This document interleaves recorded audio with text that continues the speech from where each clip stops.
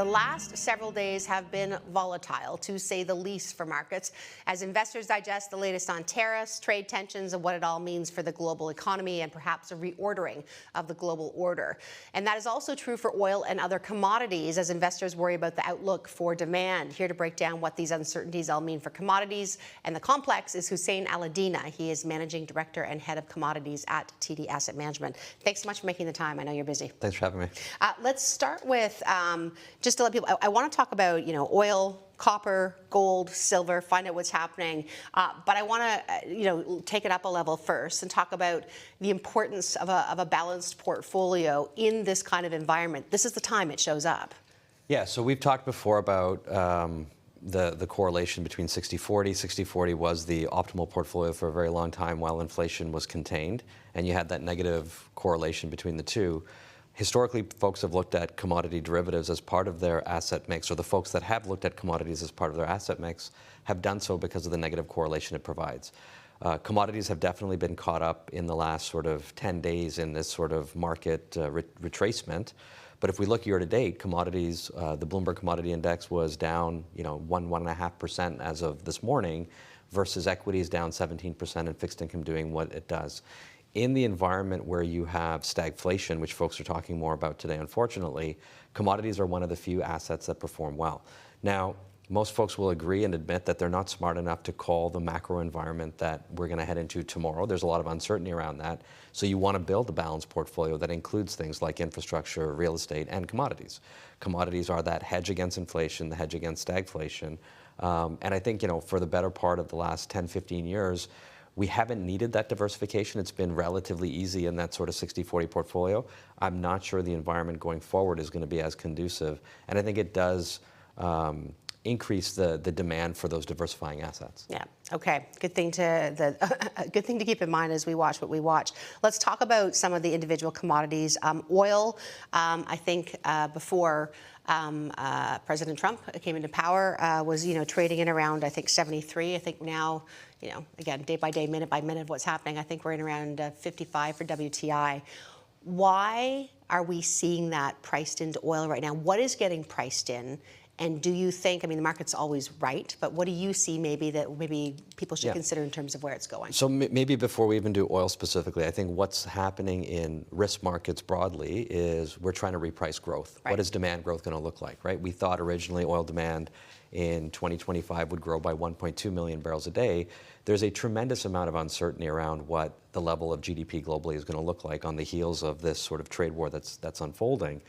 If global demand doesn't grow by 1.2 million barrels a day and grows by 500,000 barrels a day, or doesn't grow at all, then we see kind of the supply-demand imbalance this year and inventories building. Now, I think it's important to appreciate that inventories are tight today. The structure of the market is telling you that inventories are tight. Refinery margins are still very positive. So we're not seeing that demand capitulation today. There is some anticipation being priced in. And I think why oil has underperformed copper, soybeans, coffee, et cetera, is because at the same time that we're repricing growth on the demand side, OPEC is adding barrels to the market. And again, I think when you look at the headlines, OPEC bringing back 3 months of production in May versus doing it gradually over the course of the year, that looks bearish. We're not necessarily accounting for the fact that Venezuelan production is off the market since the start of the year. We're not discounting necessarily the barrels that we may lose from Iran if sanctions are enforced. Deer in the headlights, right? I see my demand numbers falling because of the trade war, and I see supply on the margin increasing near term. We can talk about the medium term and what today's weak price means for that. And ultimately, it's difficult to be long oil. And I think that's why you're seeing the weakness you are. If you ask me about the medium term or what this sort of weakness in price and the volatility in price does to the supply side, it's a challenge. Drill, baby drill, we've talked about this before, it doesn't work at $60 a barrel, $65 a barrel. No. It doesn't work at 55. It works less at 55. If you look at oil companies across the world, you're going to get into an environment where they're going to have to cut CapEx and or share buybacks and or dividends because today's price doesn't work. So again, we're not thinking about that today. We're worried about demand today. But when we look further out, this volatility and this weakness in price is going to create, I think, deficits into the future, which will be a concern. I think it's interesting that, at what point, and this is almost this question for commodities especially, but almost for everything, is what point does the problems we're having right now, the tariff wars, between China and the United States, start to hit. You talk about supply destruction. And how long? I mean, can you give me a sense of if this lasts for a week, then lower impact. If this lasts for a year, incredibly high impact. So how do you gauge that? Yeah, so this is why you kind of have that very pronounced commodity cycle, right? You've got these periods where commodity prices trade well above their cost of production, and you've got longer periods of time where commodities trade below their cost of production. If I'm an oil producer today or a copper producer, especially a copper producer, all of my cost is already sunk, right? So if I look, for example, at the copper supply growth that is expected in 2025, 2026, and 2027, that's all coming from projects that started in 2012, right? They're not going to slow or stop those projects, right? The cash cost of production as a percentage of your total cost is very low. So there is inelasticity in supply. So when demand does capitulate, you'll see a response arguably first on the demand side with prices coming lower, encouraging demand, before you see a response on the supply side. Now, oil maybe is slightly different because some of our production growth comes from shale production, which is shorter cycle. So if you had thought U.S. production was going to grow by 500,000 or 600,000 barrels a day this year, that number has been pared meaningfully down to maybe 100,000, 200,000 barrels a day and going lower if prices stay at these levels. The supply side is relatively inelastic, which lends to extended periods of time where the price of the commodity can trade below its replacement cost. And that's, I think, what we're battling today. Yeah. So I've heard one scenario, I'll say the most optimistic scenario, and I'm not saying that I'm going to say what I think the probability of this is that tariff war happens, trade deals get done, and then the U.S. government decides, okay, let's start on our stimulus and cutting regulation and starting to stimulate things and getting things going.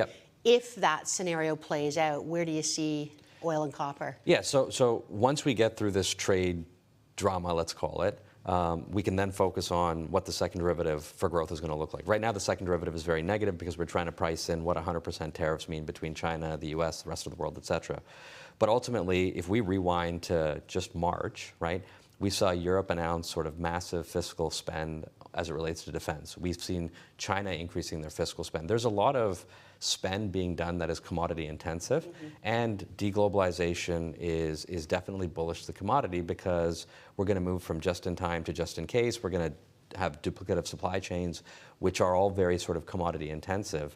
But I have to get through this window where I'm extremely concerned about what growth is going to look like in the near term. Yeah. We want to talk a bit about gold. I'd say just in the past maybe few days, year to date, it's wildly outperformed everything else, basically. Yeah, and if we go back to what we started with, right, like portfolio construction, the reason you want to hold gold in your portfolio is because in the tails of the distribution, when things get really hairy, and I'd argue that... And when you say tails of distribution, you mean these events that don't happen that often? Massive risk on, massive risk off, a ton of inflation, a ton of deflation, gold tends to perform well. Yeah. There's definitely days, weeks where I'm going to reach for my gold to fund something that isn't working. Yeah, which is what we probably have seen. We've seen that, I think, on occasion since sort of April 2nd for sure. But if we look at the fundamentals of gold, you are seeing, I think, structural buying of gold, particularly from EM central banks. We've talked about this over the course of the last 2 years. Explain it out a bit, though. So if I look at the reserves, central bank reserves of Germany or Italy or France, north of 70% of their total reserves sit in gold. If I look at the reserves of China, India, Russia, Turkey, Poland, right, the list goes on, Malaysia, Indonesia, the bulk of their reserves sit in fiat currency, in US dollars. In US dollars that can be confiscated whenever... politicized. Whenever they want. And so what we've seen over the course of the last 16 months, and I think it started in earnest when the U.S. confiscated Afghan reserves after the Taliban took Afghanistan back. And then it happened in a more pronounced way when we confiscated, or when the U.S. confiscated Russian reserves.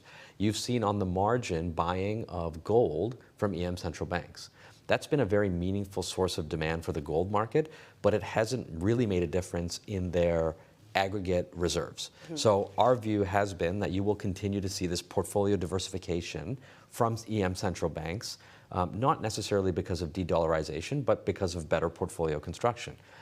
We had data that came out yesterday. China has been buying a remarkable amount of gold, but it's not just China. So I think this is important. Like, you will see volatility in the gold price, but structurally, I don't think, particularly with what's going on today, that the marginal demand, I think, for gold is going to come from these central banks and will continue to come from central banks. What we have seen in the last quarter is interest in gold from retail and institutional. And we've talked about this before, but the opportunity cost of holding gold, which doesn't pay a dividend, is not a cash flowing asset, is where else I can put my money. Over the course of 2024, 2025, early part of 25, equities were performing, right? By buying gold, I'm giving up potentially 20% upside in equities. I think the volatility in the market is encouraging, I think, better sort of portfolio construction globally, and that is a tailwind for gold.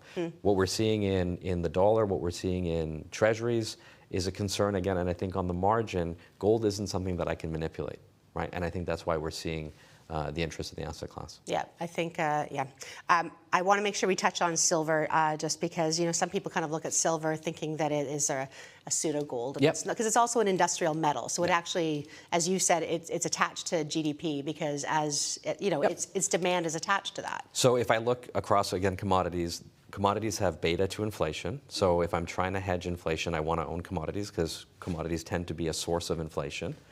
Gold has a lot of beta to inflation, and that's why it does well in the tails of the distribution.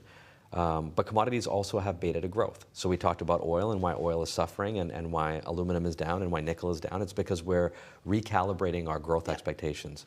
Silver has more beta to growth than gold. So it is not surprising to see gold performing better than silver. Now, silver's up today, and silver's been up on many days over the course of the last 10, 12 when growth assets have been sold. But I still have that beta to growth, and I don't know what growth is going to look like a month from now, 3 months from now. And silver arguably underperforms if we remain concerned about growth. When I see growth expectations, the second derivative on growth getting better, I expect silver to outperform gold because of that link to GDP. I've only got about a minute left, and I want to ask you, I know I've over the years joked if you're concerned about inflation, stagflation, buy the periodic table. That's kind of the way to do things. But thoughts on stagflation, probability? It's concerning, right? Tariffs are inflationary, and the magnitude of tariffs that we're seeing and the back and forth is pointing to even more inflation. And they're not great for growth in the short run, for sure. If we look historically at assets that have performed in stagflationary environments, in that quadrant where growth is low and inflation is high, the reason institutional investors, pensions, superannuations have held this allocation to commodities through time is because they concur that they're not smart enough to know when we're going to move into that quadrant. And in that quadrant, there's very few things that work outside of commodities.